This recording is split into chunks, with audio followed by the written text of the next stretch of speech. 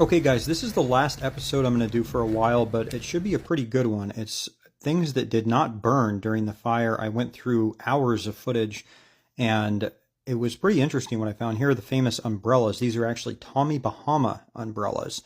And I have pictures of these before the fire so you can see what they actually used to look like. Not very different now. And then the sole surviving car on Front Street in front of the outlet mall.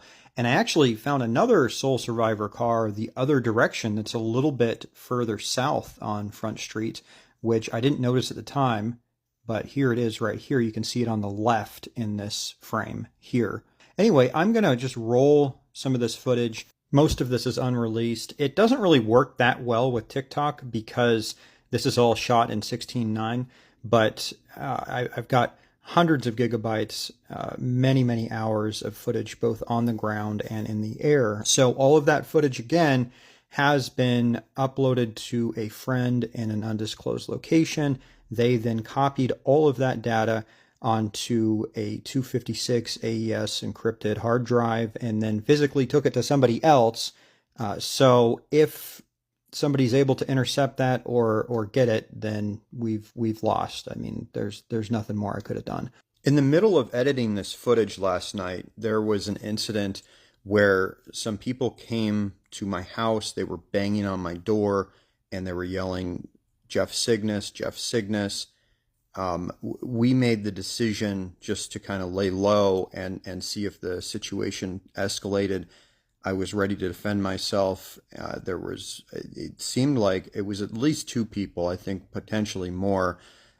We heard them talking to each other and eventually they just went away, but I could hear the tone in their voice. I mean, these people certainly were not my friend. And I just want to speak candidly with you guys for a few minutes here, if I can.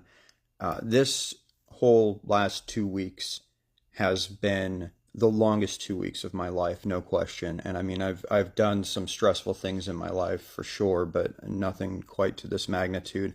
And at the moment, I really need to think about the safety of my family and I need to think about my personal safety.